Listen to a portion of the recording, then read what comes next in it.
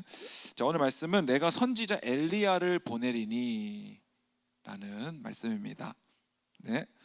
자, 우리 요즘에 스마트폰 많이 하죠. 스마트폰을 절제하고 통제하면 예배 때 더 많이 은혜를 받을 수 있다. 어떻게 생각하세요? 스마트폰을 절제하고 통제하면 예배 때 더 많이 은혜 받을 수 있다. 여러분들이 스마트폰으로 영상 보는 걸 좀 통제하고 절제하고 집에서 종이책을 좀 많이 본다 하면은 기도가 좀 더 잘 된다. 어떻게 생각하세요? 제가 이 코로나 이후로 이 코로나라는 질병보다 더 무서운 이 도파민 중독이라는 것에 제가 관심을 갖게 되면서 책을 굉장히 이제 많이 봤거든요. 그리고 저도 이제 아무래도 운동을 옛날에 전공을 했었다 보니까 그런 운동이라는 게 사실 여러분 그냥 막 근육만 키우고 이런 게 아니에요. 운동이라는 것은 외부 자극을 내부로 어떻게 받아들이느냐 하는 이 기전이거든요. 그러니까 운동을 잘하는 사람은 공부도 잘합니다. 제 얘기를 하는 게 아니라 자녀를 키울 때 공부를 잘 하기를 원한다면 어느 정도의 외부 자극을 어떻게 우리의 모든 세포와 신경들이 이 외부 자극을 어떻게 받아들여서 내부에서 수용하는가, 이게 사실은 운동 생리학에서 배우는 거거든요. 약간 이 도파민 중독에 대해서 제가 이렇게 공부를 하게 되면서 이 스마트폰을 절제하기 시작한 게 이제 제가 한 달 정도 됐거든요. 근데 도파민 네이션이라는 책 보면 그 한 달 정도, 한 4주 정도의 기간을 거쳐야 도파민 중독에서 벗어날 수가 있대요. 근데 되게 짧죠? 간단해요. 사실은 한 4주 정도만 이 도파민 중독에서 절제하면 사라지거든요. 치료가 되거든요. 그러니까 이 도파민 중독이라는 것이 무엇이냐면 되게 쉬운 자극이죠. 쉬운 자극에서 느끼는 즐거움, 여기에 익숙해지는 거예요. 그러니까 우리 요즘에 아이들도 김승현 목사님 말씀하셨나? 정지수 목사님 말씀하셨나? 기억이 안 나는데 요즘 아이들이 애들이 심심할 때 스마트폰을 딱 줘버리면 재빨리 거기서 쉬운 자극을 얻어버림으로 인해서 애들이 뇌의 회전이 멈춘다는 거죠. 그러니까 옛날에 우리가 어릴 때는 심심하다 뭐 하고 놀지 해서 막 돌 가지고 장난도 쳐보고 막 풀도 거꾸로 가보고 벌레도 잡아보고 여러 가지 우리가 머릿속에서 상상력을 동원해서 이 심심함을 탈피하기 위한 노력을 했는데, 요즘 애들은 나 심심해 하면 스마트폰 줘, 이렇게 하면은 더 이상 뇌의 회전이 멈춘다라는 거죠. 그래서 우리가 쇼츠를 보는 것이 되게 위험한 게 뭐예요? 쇼츠는 계속해서 이제 도박장에서 잭팟이 터질 때까지 계속 기다리는 것과 같은 거죠. 그래서 다음 영상이 뭐가 나올까? 더 재밌는 게 나오겠지? 이거를 끊임없이 넘기는 거죠. 그런데 사실 이것을 뭐 1시간 반, 2시간, 3시간 보고 나도 전혀 남는 게 없다라는 거죠. 보통 뭐 유튜브로 내가 유익한 거 영상 본다, 유튜브로 도움되는 거 영상 본다 하는 건 사실 극히 일부고, 한 2시간 보고 나면 사실 머릿속에 남는 건 그다지 많지 않더라라는 거예요. 그래서 이 도파민 중독의 가장 큰 무기가 뭐냐면 이 인스타와 유튜브거든요. 이 인스타와 유튜브가 정말 이 우는 사자와 같이 삼킬 자를 찾는다고 하는 말이 맞는 것 같아요. 여기서 왜 웃고 있어요? 우는 사자와 같이 우리를 삼킬 자를 찾고 있다니까, 정말. 이 핸드폰 알림이라는 게. 그래서 저는 제일 먼저 했던 노력이 무엇이냐면 블루투스 이어폰을 치우는 거였어요. 그러니까 블루투스 이어폰이 뭐냐면 늘 이 귀 속에서 이 고주파 어떤 이 음성 이 자극을 계속해서 귀 속에다가 주는 거죠. 그러니까 내가 설거지할 때도 계속 핸드폰을 여기다 세팅해 놓고 설거지를 하고, 그 다음에 뭐 샤워할 때도 이쪽에다가 세워놓고 씻고, 운동할 때도 여기다 끼고 운동하고, 가족과 밥 먹을 때도 여기다가 놓고 한쪽만 끼고 이렇게 밥을 먹는 거죠. 그러니까 뇌 귓가에서 계속 뭔가가 들리지 않으면 불안해. 그걸 못 느끼겠지만 여러분 그걸 빼고 있어 보잖아요. 엄청 공허합니다. 특히 엘리베이터 안에서 딱 타가지고 딱 층 눌러놓고 절대 스마트폰을 주머니에 넣어놓은 채로 있을 수가 없어. 그죠? 번호 눌러놓고 스마트폰을 꺼내야 돼. 꺼내지 않으면 공허하거든. 그리고 운전할 때 운전할 때 신호대기 딱 이렇게 좌회전 신호 딱 깜빡이 켜놓고 못 기다려. 그때 핸드폰 꺼내야 돼. 그러니까 이게 굉장히 우리가 이 알게 모르게 도파민 중독에 걸려 있는 거거든요. 그러니까 여러분 플라시보 효과라고 들어봤죠? 이게 스포츠 심리학에 배우는 건데, 플라시보 효과가 실제로 이 약이 효과가 없는 약이어도 이 약 먹으면 좋아져라고 말하면 그 효과가 있다는 거죠. 그래서 이제 홈그라운드에서도 시합할 때도 우리나라 국민들이 응원하면 거기에 실제로 효과가 있는 거예요. 운동 능력이 상승해.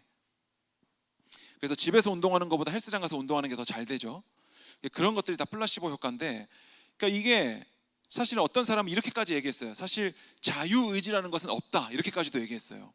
왜냐하면 우리가 행동하고 결정하는 모든 것들이 뇌의 작용이라면 사실 내가 결정하는 건 없다 이거예요. 내 스스로 결정하는 건 없다 이거야. 무섭지 않아요, 굉장히? 그래서 저는 이것을 이거 도파민 중독이구나.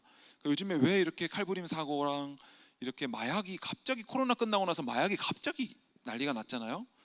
이게 다 저는 도파민 중독인 것 같아요. 그러니까 마약이라는 것이 하게 되면은 쉽게 자극이 생기니까, 쉽게 내 어떤 욕구가 채워지니까 더 이상 어떤 책을 읽는 거 안 돼. 왜냐하면 책을 읽는 거는 고통이거든. 이거를 읽어가지고 한 장, 두 장, 100장, 200장을 읽어야 거기서 얻는 지식의 쾌감은 한참 뒤에 오는 거거든.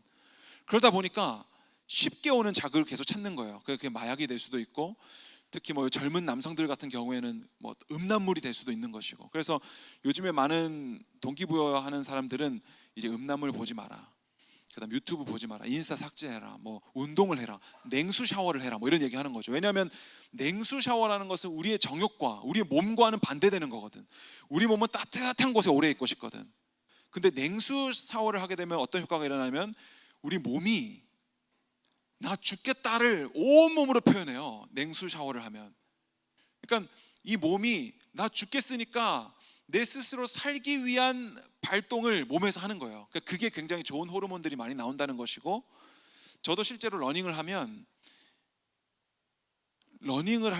내 온몸이 나 지금 죽겠으니까 멈춰라, 이거를 사인을 뇌한테 엄청 주거든요. 속도 줄여라, 좀 걷자, 호흡 좀 가라앉히자, 이거를 온몸이 저에게 사인을 준단 말이에요. 근데 그때 저는 뭘 하냐면 안 죽어. 이거를 제 스스로 안 죽는다, 한번 봐라, 내가 한 바퀴 더 뛰어볼 테니까 안 죽는다, 이걸 계속 하는 거예요. 그러니까 이게 사실은 뇌가 시키는 대로 하면은 굉장히 이 성경에서 말하는 내 정욕일 수 있는 것 같아요, 뇌가 시키는 대로 하면. 그래서 실제로 저번에도 말했지만 인터벌 트레이닝이라는 거, 우리가 다이어트 할 때 인터벌 트레이닝도 뇌를 속이는 거죠.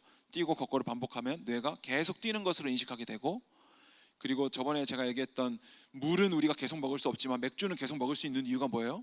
뇌에서 맥주는 먹을 공간이 실제로 장에 없음에도 불구하고 뇌에서 계속 나 맥주는 먹을 수 있어 라고 계속해서 인식하게 만든다는 거죠. 근데 물은 계속 못 먹죠. 전해질 농도가 맞춰지면 물은 더 이상 못 먹죠. 그러니까 이게 굉장히 뇌에 속고 속이는 싸움이에요. 근데 우리의 뇌는 항상 어디로 가냐면 내 편한 길, 내 살 길을 찾아가요. 우리 모든 이 세상에 생존하는 모든 자연 만물은 생존하는 길로 가거든요. 그러니까 저희 집에 있는 식물, 제가 키우는데 식물도 이파리 하나 자르잖아요. 그러면 생존하기 위해서 이파리를 하나 더 낸다거나, 그리고 모기, 여러분 그 장구벌레가 물을 오염시키잖아요. 그러면 더 빨리 모기로 우화해요. 죽이려고 이 물을, 이 장구벌레를 다 죽이려고 여기다가 기름을 틀어 붓잖아. 그럼 얘네들이 원래는 한 5일 걸려야지 번데기에서 우화를 하는데 하루 만에 우화해버리고 이런다니까. 그러니까 모든 자연 만물이 생존에 특화돼 있어요. 그러니까 우리 몸도 항상 생존하기 위한 노력들을 하는 거죠. 그게 일종의 게으름일 수 있고 도파민 중독일 수 있다는 거예요. 제가 이 도파민 중독에서 벗어나기 위해서 유튜브 중에 하나 도움을 되게 많이 받은 유튜버가 하나 있어가지고 그 영상을 하나 보여주려고 하는데, 이분이 유명한 유튜버가 아니에요. 이분이 미국에서 지금 8년째 게으름과 싸우고 있는 분인데, 이분이 얼마나 자기가 자기 엄청난 게으름을 가지고 있다고 얘기하면서 자기는 미국에 가서 석사학위를 제출해야 되는 시기를 게으름 때문에 놓쳐가지고 석사학위를 놓쳤어요. 미국에 공부하러 가서 게으름 때문에. 그리고 자기 결혼했는데 온 가족들이 자기의 게으름 때문에 의료보험 신청을 못 해가지고 1년 동안 절대 아프면 우리는 파산이다. 이렇게 사는 분이거든요. 한번 영상 한번 틀어줄래요? 어서들 오세요. 오늘은 우리 인생을 괴롭히는 미루는 습관, 이놈을 신속하게 제압하는 작전을 같이 펼칠 겁니다. 평소에 저는 우리 자신을 너무 닥달하지 말자고 말해왔지만 오늘은 그딴 거 없어요. 공격적인 마인드로 미루는 습관 제압합니다. Let's get it. 미루는 습관도 자신과의 싸움입니다. 우리가 언제까지 이 싸움에서 져야 하는 거죠? 오늘은 무조건 이기는 수를 쓸 거예요. 싸움 고수들이 준 팁들을 빅데이터 뇌피셜로 분석한 결과 필승법은 하나였습니다. 선빵이에요. 오늘 우리는 미루기 놈한테 선빵을 날릴 거예요. 시간이 많지 않아요. 바로 작전 브리핑합니다. 자, 저의 기상 시간은 7시예요. 일을 시작하는 시간은 9시고요. 항상 미루기 놈은 9시쯤에 저를 귀신같이 찾아오고 저는 이놈과 하루 종일 사투를 벌입니다. 이놈은 유튜브, 인스타라는 강력한 무기를 갖고 있어 상대하기가 쉽지 않아요. 하루 종일 미루기만 하다가 끝날 때도 많아요. 오늘은 다릅니다. 왜냐고요? 제가 선빵을 날릴 거거든요. 7시 제가 눈을 뜨자마자 저의 브레인이 정신을 차리기도 전에 기습을 해서 30분 집중해서 일할 겁니다. 미루기 놈은 아마 상상도 못하고 있을 거예요. 30분은 짧지만 그날 눈 뜨자마자 처음 한 일이라는 강력한 메시지를 놈에게 보낼 수 있습니다. 우리 각자의 기상시간은 다를 거예요. 저는 이전에 10시에 일어나던 시절도 있어요. 각자의 시간에 맞게 작전을 펴니다. 포인트는 눈 뜨자마자 뇌가 딴짓을 생각하기도 전에 최대한 빨리 기습 공격을 하는 거예요. Let's get it.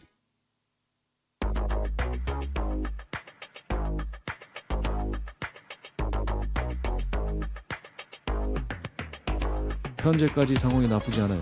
화장실을 갔다 왔고 물을 한 모금 마시자마자 바로 자리에 앉았어요. 커피는 내리지도 않았어요. 커피를 내리는 동안 가만히 서 있어야 하고 혹시라도 폰 알림을 체크하게 된다면 오늘 작전은 시작도 전에 실패합니다. 미루기 놈은 그런 틈을 잘 파고 들어오기 때문이에요. 성공적으로 자리에 앉았어요. 이제 30분 참으며 일을 하면 됩니다. 시작하죠.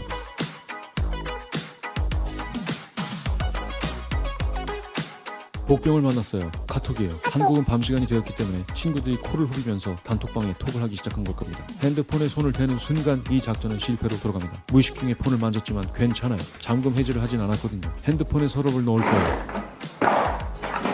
존나 카리스마 있어. 다시 일로 돌아갑니다. 제발 골프 얘기 좀 그만해 이 미친놈. 직접 해보시면 느끼시겠지만 미루기 놈이 찾아오기 전 우리 뇌가 활성화되기도 전에 일을 시작해버리면 지루한 일도 의외로 참을만 합니다. 이유는 본능을 관장하는 뇌의 변연계가 계획을 관장하는 전전두피즈를 압도한 개소리고요. 그냥 한번 해보세요. 확실히 더 쉽습니다. 10분 조졌어요. 나머지 20분도 계속 조져보죠. 무무무. 오늘 제가 하는 일은 이전에 쓰다가만 글을 마저 마무리하는 일이에요. 이런 류의 일들은 굉장히 위험해요. 오래된 폴더를 찾아서 문서를 열려는 순간 뇌의 회피 본능이 찾아오기 일쑤기 때문이에요. 폴더를 열 때 조심해서 열지 않으면 뇌가 바로 유튜브로 튀어버릴 수가 있어요. 클릭을 할 때 확실하게 할아버지 더블 클릭으로 버튼을 꾹꾹 눌러주세요. 성공이에요. 꾹 참고 더블 클릭을 해서 폴더를 열었어요. 찬찬히 읽어보면서 10분이 지나갔군요. 하나하나 살펴보면서 다시 일을 진행합니다.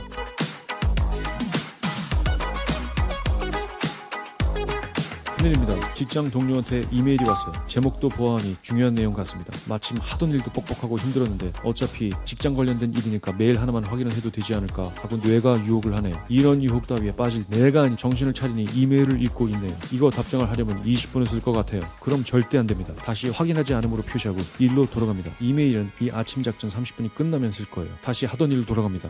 위기입니다. 이메일을 읽고 유튜브로 빠지는 전형적인 함정에 빠졌어요. 유튜브 홈에 JM님이 중국에 가서 전 여친을 만났다는 썸네일이 있군요. 이런 미친 사람인 이상 클릭할 수밖에 없게 만들어놨어요. 이렇게 당할 순 없죠. 나중에 보기를 넣어놓고 바로 일로 돌아갑니다. 2분 낭비했지만 괜찮아요. 다시 하면 됩니다. 몇 년 전 미루기의 한 가운데서 이 상황을 탈출해야 된다고 결심했고 이 키보드를 쓰면 내가 슬럼프를 탈출할 수 있을 것 같다고 생각했죠. 그래서 질렀습니다. 리얼포스2예요. 키감이 초콜릿을 부러뜨리는 느낌이 난다고 해서 매니아층에서 꽤 인기가 있는 키보드예요. 그래서 이걸로 슬럼프를 탈출했냐고요?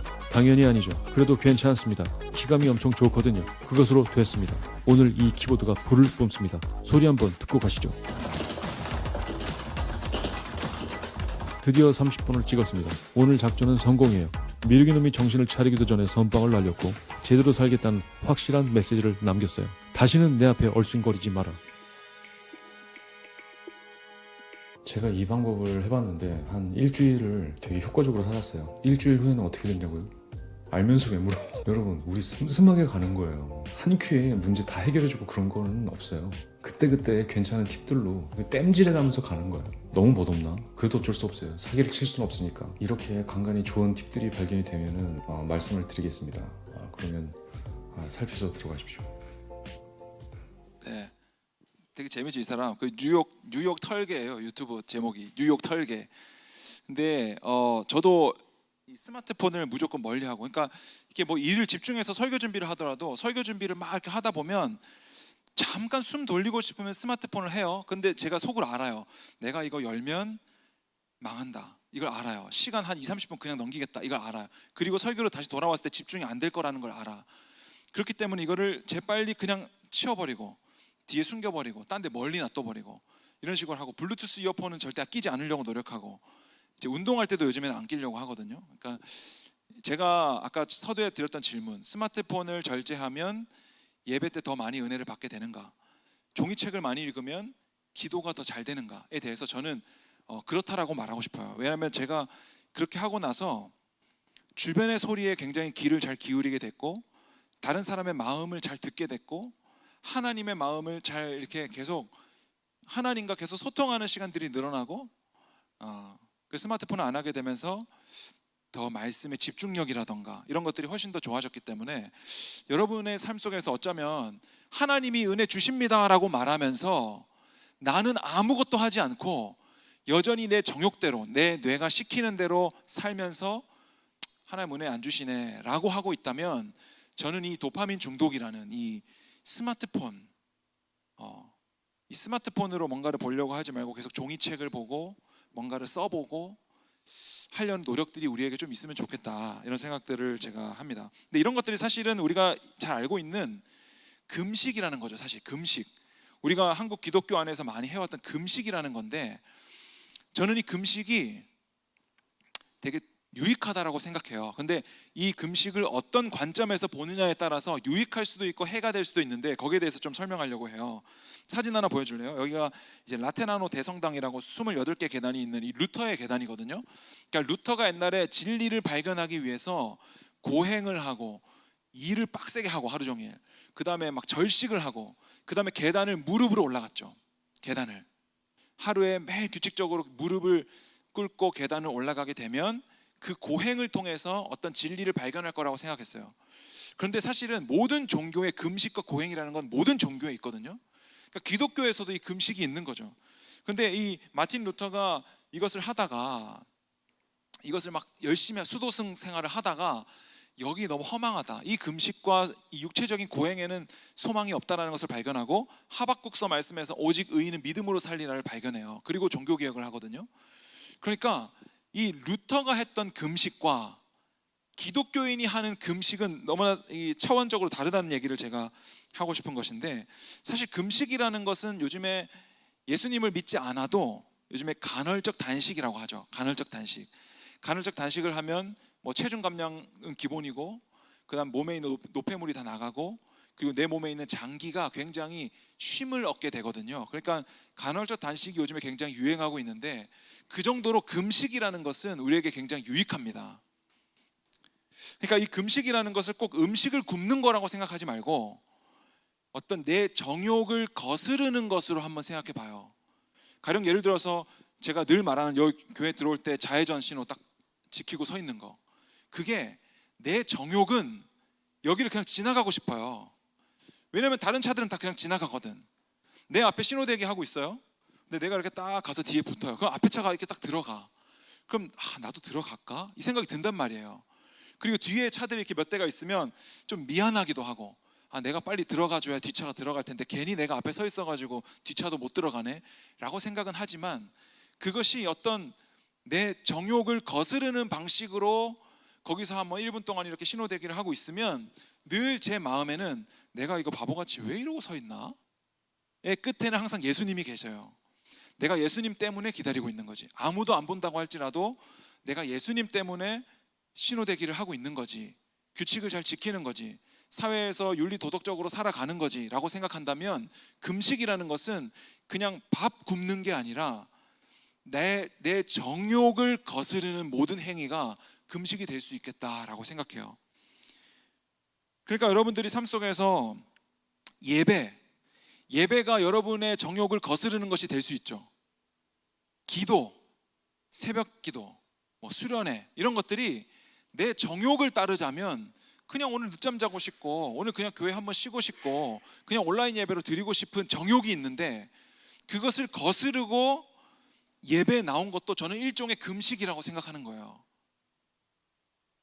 그러니까 여러분들이 진짜 내 마음에 원하는 것이 무엇인가를 생각해보고 그것을 거스르는 것이 하나님을 위한 것이라면 할 수 있어야 된다는 거죠. 그러니까 예수님께서 말씀을 전하고 항상 예수님 성경에 보면 예수님은 감람산으로 가시더라라고 얘기하거든요.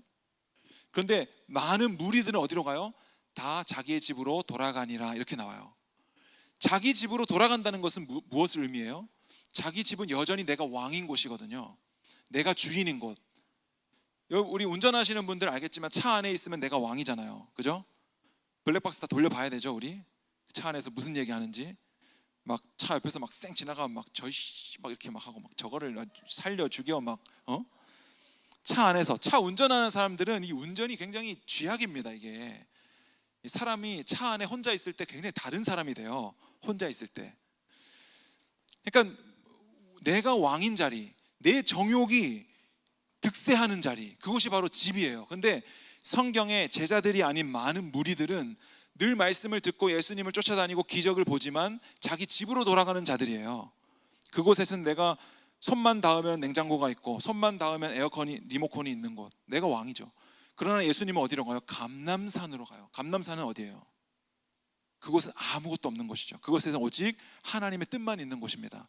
그러니까 예수님은 늘 모든 사역을 마치고 감람산으로 가서 기도하시더라 이렇게 얘기해요. 그러니까 그곳은 늘 내 뜻이 아니라 주님의 뜻이 있는 곳이거든요. 그러니까 우리가 살아가면서 신앙생활을 한다는 것이 그냥 교회 한번 나와서 그런 것이 아니라 내 뜻, 내 정욕을 죽이고 주님의 뜻을 구하는 자리, 저는 그게 신앙생활이라고 생각합니다. 그러니까 항상 세상의 방식, 내 정욕 이런 방식으로 살 것이 아니라, 하다못해 여러분 취업 대기업을 가고자 하는 여러분의 마음 있죠. 그것이 주님 나라와 주님의 영광을 위한 것이라면 얼마든지 괜찮습니다. 세속적인 일, 거룩한 일 구분되지 않습니다. 그러나 마음이 중요한 거예요. 내가 저 사람들처럼 돈 많이 벌어가지고 내가 돈 가지고 권력 쥐고 떵떵거리며 살겠다라고 말한다면 그것은 그냥 뭐 허드렛 일을 하더라도 그렇게 하면 안 되는 거예요. 그건 세속적인 거죠. 그러나 내가 내 정욕을 거스르는 방식으로, 그리고 내가 세상에서 하나님 영광을 위하는 방식으로 뭐 어떤 일을 하든 괜찮아요. 그때는 저도 이 자리에 서서 말씀 전한다고 하지만, 이 자리에서 내가 하나님의 일을 한다고 하지만 저를 드러낼 수 있어요. 내가 이 정도 통찰력이 있다라는 식으로, 내가 어떤 아무개 누구와는 다르다는 식으로, 내가 여기서 얼마든지 나를 드러낼 수 있죠. 그러면 저는 사람의 일을 하고 있는 거예요. 그러니까 사람의 일이냐 하나님의 일이냐는 겉으로 드러나지 않고 여러분들의 마음이 중요하다는 거예요. 내 정욕을 거스르는 방식으로 여러분들이 늘 선택하는 거, 하나님의 뜻을 구하는 방식. 그러니까 여기서 루터가 했던 금식과 오늘 제가 하고 있는 이 스마트폰 금식, 정욕을 거스르는 금식, 이거는 굉장히 차이가 있어요. 무슨 차이냐면, 루터는 진리를 발견하기 위한, 구원을 얻기 위한 방식으로 금식을 했고, 그러니까 율법의 행위죠. 그러나 예수를 믿고 구원을 받은 자가 하는 금식은 사랑의 방식입니다. 사랑의 방식. 더 주님을 알기 원하고 더 주님을 사랑하기 원하는 방식에서의 절제가 된다는 거죠. 그런 의미에서 우리의 인생에 금식은 너무나 중요해요. 그런데 그 금식이 만약에 구약에 나오는, 성경에서 나오는 이 유대인들이 하고 있는 금식을 따른다고 한다면 그건 잘못된 거죠. 우리는 예수님이 다 이루신 십자가 위에서 금식해야 됩니다. 정욕을 거슬러야 돼요. 바울이 말하는 것처럼 날마다 나를 쳐서 복종시키고 나는 날마다 중노라를 얘기하고 자기를 부인하는 방식으로 살아가는 것이 십자가 위에 있어야지 율법 아래에 있으면 안 된다는 거예요. 그건 저주예요. 만약에 여러분들이 율법을 따라서 금식을 하려고 한다면 베옷도 입어야 돼요. 베옷도 입어야 되고, 그리고 막 옷을 찢으면서 회개해야 되고, 죄를 뒤집어 써야 되고, 그런 거 다 지켜야 돼요. 지키려면. 그러니까 우리 그리스도인들이 하는 금식은 사랑의 차원에서 하는 금식이에요. 그러니까 그런 차원이 굉장히 철저하게 다르다고 볼 수 있는데, 예를 들어서 주인집 아들이 이렇게 소파에 딱 앉아가지고 있는데 종이 밥상을 차리고 있어요. 종이 밥상을 막 차리고 있어요. 근데 주인집 아들이 오늘따라 이렇게 좀 마음이 너그러워져서, 야 돌쇠야 너 가서 좀 쉬어, 내가 밥상 차릴 테니까, 이랬어요. 그러니까 돌쇠가 밥상을 차리다가 그래도 괜찮아요 하고 소파에 앉아가지고 쉬고 주인집 아들이 밥상을 차리고 있어요. 자, 겉으로 볼 때는 지금 밥상을 차리고 있는 게 주인집 아들이기 때문에 주인집 아들이 종 같죠. 그러나 아니죠. 이 주인집 아들은 자기에게 주어진 자유를 가지고 선택한 일이고, 종은 주인이 언제든지 돌아가라고 하면 그 율법의 매인자로서 일을 해야 되는 것이기 때문에 근본적으로 다른 거예요. 그러니까 우리가 밥상을 차리고 있느냐, 우리가 어떤 율법을 지키고 있느냐, 어떤 일을 하고 있느냐의 겉모습이 중요한 것이 아니라 우리가 믿음 위에 서서 하고 있느냐, 아니면 여전히 율법의 종노릇하고 있느냐 하는 것이 굉장히 중요한 거죠. 그래서 오늘 말라기서에 보니까 말라기서는 구약의 마지막 말씀이에요. 제가 여러분 오늘 말씀을 잘 들으세요. 구약의 마지막 말씀인데 제가 이것을 선택한 이유가 있어요. 말라기는 어떤 상황이냐면, 우리가 지난주까지 말했던 이스라엘이 예루살렘이 멸망하고 포로로 잡혀갔잖아요. 그리고 나서 페르시아의 고레스 왕이 이제 이스라엘 사람들 다 돌려보내, 이래가지고 1차, 2차, 3차 포로 기환을 시킨단 말이에요. 그리고 그들이 성전을 짓고 다시 회개하고 마음을 찢고 에스라 선지자를 통해서 율법을 읽고 학개 선지자들이 막 나오면서 그들이 막 회개를 해서 다시 한번 부흥 운동을 한단 말이에요. 그리고 100년이 지난 시점이 말라기입니다. 그런데 이들이 여전히 다시 죄를 반복하고 있다는 거죠. 그러니까 여러분, 구약 성경은 우리가 보고 본받을 게 없어요. 구약은 그냥 이스라엘의 실패 역사고, 심지어는 우리가 그들의 실패 역사를 보면서 이스라엘 백성들이 저렇게 실패했으니까 우리만큼은 마음을 돌이켜서 그렇게 하지 맙시다 또 불가능한 겁니다. 왜냐하면 하나님께서 이스라엘을 택하셔서 말씀을 주시고 그들의 실패 역사를 우리에게 보게 하신 이유는 우리가 바로 그들과 같은 자라는 것을 보게 하는 거지, 우리는 저들처럼 실패하지 않아서 하나님 기쁘게 해드리자, 이렇게 한다면 예수님이 올 필요가 없는 거예요, 우리에게는. 그렇죠? 그래서 오늘 이 말라기 선지서에 보면 1장 2절 한번 보여줄래요? 1장 2절에 보면 여호와께서는, 하나님께서 뭐라고 말씀하시냐면 내가 너희를 사랑하였노라 라고 말하고, 이 이스라엘 백성들은 주께서 어떻게 우리를 사랑하셨나이까 이렇게 얘기해요. 내가 너희를 사랑했다라고 말할 때 이스라엘 백성들은 하나님 언제 우리 사랑하셨습니까? 6절, 자, 내 이름을 멸시하는 제사장들아, 그러니까 제사장들이 내 이름을 멸시했다 이거예요. 그런데 이들은 우리가 어떻게 주의 이름을 멸시하였나이까, 우리가 언제 주의 이름 멸시하였나이까 라고 말하고 있는 거죠. 2장 17절 10절인가요? 10절 보면 여기 보면 형제에게 우리 각 사람이 자기 형제에게 거짓을 행하여 우리 조상의 언약을 욕되게 하였느냐라고 말하고, 그 다음에 14절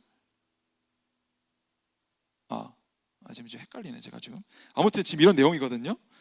자, 이스라엘 백성들은 하나님께서 내가 너희를 사랑하였다라고 말했고, 이스라엘 백성들은 하나님이 언제 우리를 사랑하였습니까? 하나님, 정의의 하나님이 어디 계십니까? 너희들이 형제 사랑하지 않았지, 우리가 언제 그랬습니까? 이런 식의 계속 하나님과의 갑론을박을 하는 거예요. 그러니까 구약의 모든 성경은 계속해서 이스라엘이 실패하는 역사인데, 특히 이 이스라엘이 성전이 망하고 다시 포로 귀환해가지고 다시 회복 운동을 했음에도 불구하고 100년이 지난 시점에서 다시 이들이 죄를 짓고 있다. 그래서 실제로 주석에 보면, 말라기 주석에 보면 뭐라고 나와 있냐면 이스라엘은 변하지 않았다 이렇게 나와요. 여러분, 구약 성경에 무슨 변화가 있습니까? 구약 성경은 끊임없는 이스라엘의 죄악의 반복이에요. 그 죄악의 반복이 있기 때문에 오늘 구약 성경 마지막이 어떻게 끝나냐면 4장 5절에 뭐라고 끝나냐면, 4장 5절 한번 띄워줄래요? 여기 보면 보라, 여호와의 크고 두려운 날이 이르기 전에 내가 선지자 엘리야를 너희에게 보내리다 이렇게 말해요. 구약의 마지막이 어떻게 끝나냐면 선지자 엘리야를 보내겠다라고 끝난단 말이에요. 그럼 선지자 엘리야가 누군가? 선지자 엘리야가 누군가 한번 찾아볼까요? 마태복음 11장 13절. 마태복음 11장 13절 13, 14 우리 다 같이 한번 읽어볼게요. 마태복음 11장 13, 14절 없나요? 자, 다 같이 한번 시작. 모든 선지자와 율법이 예언한 것은 요한까지니 14절 만일 너희가 즐겨 받을진대 오리라 한 엘리야가 곧 이 사람이니라 라고 얘기해요. 앞에 한번 다시 넘겨줄래요? 앞에 13절. 자, 모든 선지자와 율법이 예언한 것은 어디까지라고요? 요한까지라고요. 모든 구약의 선지자와 율법이 어디까지냐면 요한까지라고요. 14절. 만일 너희가 즐겨받을진대 오리라 한 엘리야가 곧 이 사람이라. 그러니까 말라기 마지막 장에 내가 엘리야를 보내겠다라고 말한 그 엘리야가 바로 400년의 공백기를 깨고 광야에 임한 세례 요한이다 이거예요. 자, 다시 마태복음 17장 11절 다 같이 한번 읽어볼게요. 시작. 예수께서 대답하여 이르시되 엘리야가 과연 먼저 와서 모든 일을 회복하리라. 내가 너희에게 말하노니 엘리야가 이미 왔으되 사람들이 알지 못하고 임의로 대우하였도다. 인자도 이와 같이 그들에게 고난을 받으리라 하시니라. 13절 그제서야 제자들이 예수께서 말씀하신 것이 세례 요한인 줄을 깨달으니라 라고 얘기하죠. 그래서 이 모든 선지자와 율법이 어디까지냐면 이 세례 요한까지고, 하나님께서 말라기 선지자를 통해서 내가 엘리야를 보내겠다고 한 그 엘리야가 바로 세례 요한입니다. 그러니까 구약의 모든 역사가 실패한 역사여야만 하나님께서 구약의 마지막 성경에서 내가 너희들 도저히 답이 없다, 너희들 율법을 줬더니 율법을 지키지도 못하고 계속 죄를 반복하고 너희들은 답이 없어, 내가 엘리야를 보내줄게 라고 구약 성경이 끝나는 거예요. 근데 만약에 우리가 이스라엘 백성들이 실패의 역사야? 그럼 우리가 좀 노력해가지고 우리는 저와 같은 과오를 범하지 말자라고 할 수가 없는 거예요. 왜냐하면 예수 그리스도의 오심은 창세기 3장 15절에 이미 나와 있기 때문에 그렇습니다. 창세기 3장 15절에 보면 내가 너로 여자와 원수가 되게 하고 내 후손도 여자의 후손과 원수가 되게 하리니 여자의 후손은 내 머리를 상하게 할 것이요 너는 그의 발꿈치를 상하게 할 것이니라 라고 창세기 3장에서 이미 예수 그리스도가 예언되어 있기 때문에 우리가 좀 이스라엘 백성들 죄 지었는데 우리는 그렇게 살지 말자 해가지고 우리가 삶을 돌이킨다, 그것은 불가능해요. 그러니까 스스로 지켜서 의로워지려고 했던 자들이 누구였냐면 바리새인들이죠. 그러니까 바리새인들은 예수를 보지 못하는 거예요. 그러나 우리가 구약 성경을 통해서 모든 것이 이스라엘 실패고 죄의 역사고 그것이 곧 우리의 이야기임을 받아들이게 되면 오늘 이 창세기에 나오는 이 원시복음, 여자의 후손이 누구예요? 동정녀 마리아죠. 보통 남자의 씨로 태어나기 때문에 남자의 후손이라고 얘기하는데 창세기 3장에서 벌써 여자의 후손, 동정녀 마리아로부터 나는 후손이죠. 그리고 그가 원수, 이 사탄, 뱀의 머리를 상하게 할 것이고, 그죠? 예수 그리스도가 사탄을 짓밟을 것이고, 그리고 이 뱀의 후손은 그의 발꿈치를 상하게 할 것이라는 게 뭐예요? 십자가에 고난 당하게 할 것이다 이거죠. 그러니까 예수 십자가가 창세기 3장에서 벌써 예언되었기 때문에 우리는 이렇게 하지 말고 돌이켜서 잘 살아보자라고 한다면 그것이 바로 바리새인들이 되는 거예요. 그러니까 이 모든 구약 성경을 통하여서 우리에게 주시는 교훈은 뭐냐면 의인은 없나니 하나도 없다가 돼야 되는 거예요. 그것을 우리가 바로 바라본다면 우리에게는 예수님이 필요하구나로 가게 된다 이거죠. 그러니까 이 모든 율법, 모든 선지자와 율법의 마침이 세례 요한까지고, 이 세례 요한이 누굴 가리켜요? 이제 요한복음 1장 26절 볼까요? 세례 요한이 누굴 가르쳐요? 요한복음 1장 26절 한번 보여주려고. 오늘 좀 버벅거리네 오늘 버퍼링이. 자, 요한이 대답하되 나는 물로 세례를 베풀거니와 너희 가운데 너희가 알지 못하는 한 사람이 섰으니 뒤에, 자, 곧 내 뒤에 오시는 그이라. 나는 그의 신발끈을 풀기도 감당하지 못하겠노라 하더라. 자, 그 다음에 요한복음 1장 29절. 이튿날 요한이 예수께서 자기에게 나오심을 보고 이르되 보라 세상 죄를 지고 가는 하나님의 어린 양이로다. 30. 내가 전에 말하기를 내 뒤에 오는 사람이 있는데 나보다 앞선 것은 그가 나보다 먼저 계심이라 한 것이 이 사람을 가리킴이라. 그러니까 모든 선지자와 율법의 마침이 되는 세례 요한, 이 엘리야가 지금 누구를 가리키냐면 보라 세상 죄를 지고 가는 하나님의 어린 양을 가리키고 있는 거죠. 그러니까 모든 구약의 율법과 선지자가 누구를 가리키는 거예요? 예수 그리스도를 가리키는 거라고요. 그러니까 이스라엘의 실패 역사 통해서 이들이 포로 귀환을 하고 포로로 잡혀가고 성전을 무너뜨려도 여전히 하나님이 언제 우리를 사랑했습니까? 라고 말하는 이 죄악된 인생들 가운데 하나님은 이 땅에 죽으시기 위해 아기로 태어나는 거예요. 이분은 자기 확장을 위해서 내가 앞으로 돈 많이 벌어서 성공하고 좋은 일 하고 뭐 이렇게 태어난 것이 아니라 죽기 위해 태어나신 분이에요. 죽기 위해. 세례 요한도 그렇거든요. 세례 요한도 어떻게 오냐면 나는 소리라, 나는 그분이 오시면 사라질 것이라 이렇게 얘기해요. 그래서 저번에 제가 한번 얘기했는데 그 person이라고 하는, 이게 라틴어로 페르소나라는 원어에서 왔거든요. person, 사람이죠. 사람이 페르소나인데 우리가 그 연극 같은 거 보면 페르소나라고 하는 거 있거든요. 그게 뭐냐면 가면을 쓰고 표정을 숨긴 채 연극을 하는 건데 이 가면 사이로 소리가 나오는 거예요. 가면 사이로 소리가 나오는 거. 그러니까 이 페르소나라는 라틴어의 원어의 뜻은 소리가 통과하는 존재라는 뜻을 가지고 있습니다. 그러니까 우리 모두는 이 세례 요한과 같이 나는 소리라. 이 소리는 무엇을 외쳐요? 예수 그리스도를 외치는 소리로 존재하는 거죠. 이 소리는 예수를 증거하고 사라지는 거예요. 그러니까 모든 그리스도인들도 이 예수님을 증거하고 사라지는 존재인 거죠. 그래서 우리가 알고 있는 마커스도, 저 마커스가 예수의 흔적이잖아요. 그러니까 우리가 밟고 지나간 모든 삶의 자리에 예수님의 흔적을 남기는 소리로 존재하는 자들이에요.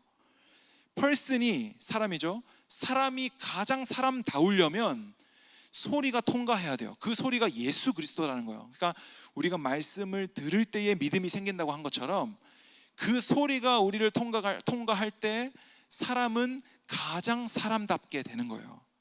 그러니까 여러분들이 이 땅에서 잘 살고 싶으면 그 예수님의 소리를 통과시키는 존재로 살아가는 것이 너무나 중요하다는 것이고, 예수님께서도 세상 죄를 지고 가는 어린 양으로 이 땅에 죽기 위해 오셨다라는 거예요. 근데 이 세례 요한이 오늘 이 예수님을 가리키고 있는 것처럼 이 어린 양, 이 아기로 태어나서 머리 둘 곳도 없고 마구간에 태어나서 이렇게 죽기 위해 태어난 아기, 얼마나 비참해요. 우리가 결혼해서 아기를 낳을 때 죽기 위해 태어난 아기가 어디 있어요. 그런데 그 예수님이 죽기 위해 태어났는데 그 예수님이 누구를 바라보고 있냐면 여러분 각 사람들을 바라보고 있다는 거죠. 여러분들을 구원하기 위해 이 땅에 죽기 위해 태어난 이 너무나 연약하고 초라한 아기, 그리고 심지어 예수님은 뭐 되게 사실은 30대 초반에 돌아가셨으니까 사실 저보다도 한참 어린 거죠. 한참 동생뻘인데 이런 고난을 당했다고 생각하면 너무나 그 인생이 너무나 슬픈 거죠.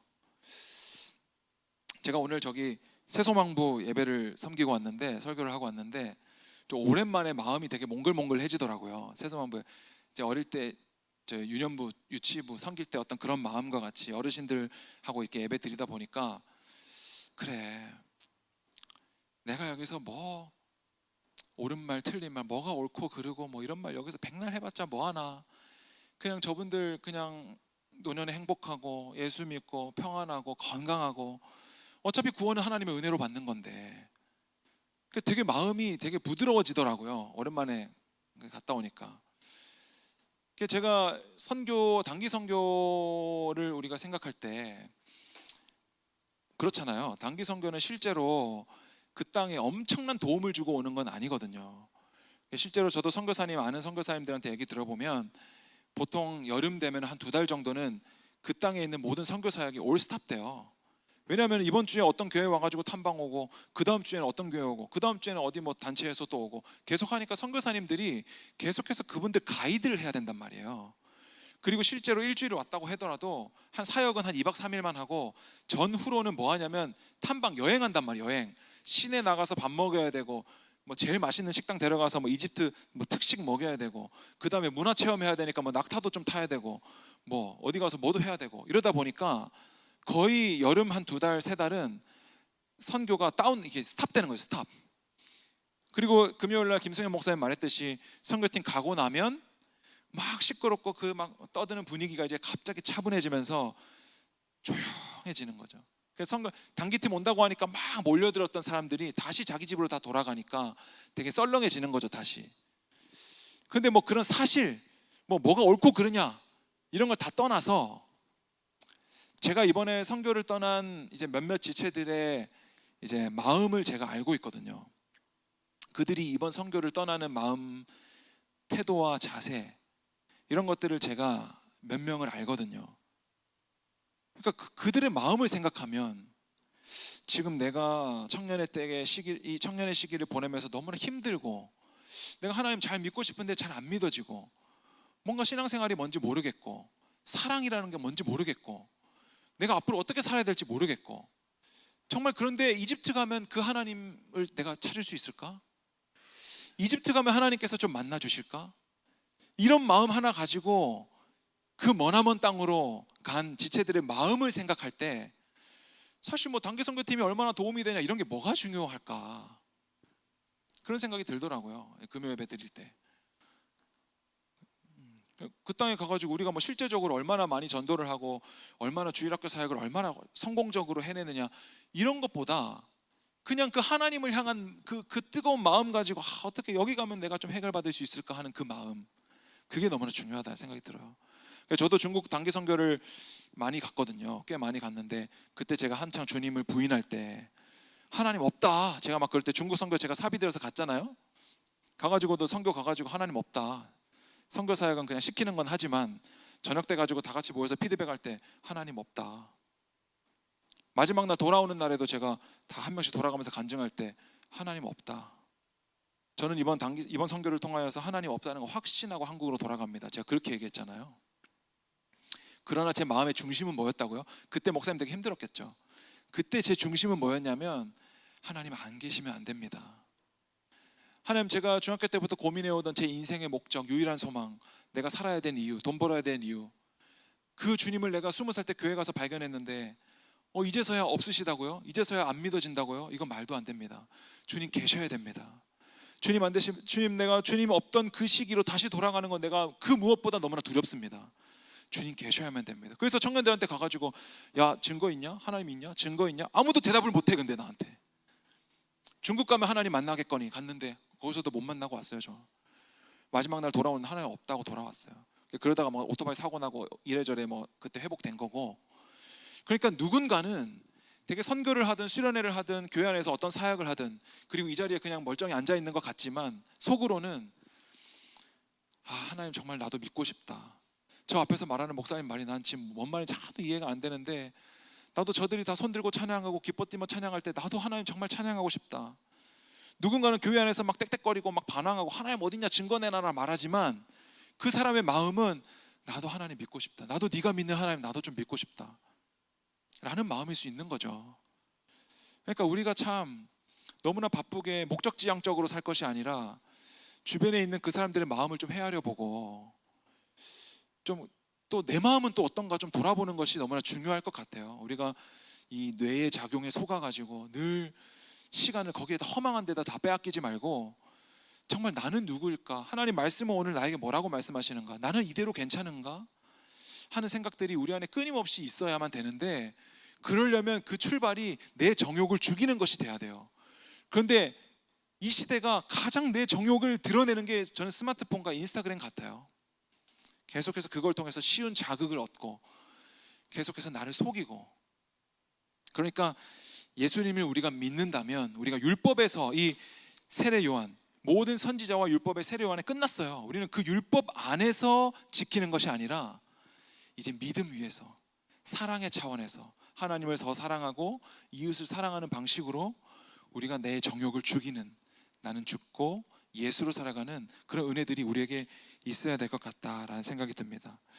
하나님께서 우리를 머나먼 이집트 땅으로 부르셨다면 여러분의 인생 가운데도 하나님이 절대 여러분들을 놓지 않으십니다.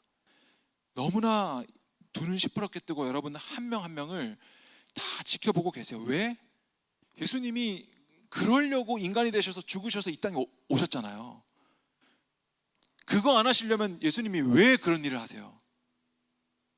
이스라엘의 이 죄를 왜 오래 참으셨겠어요?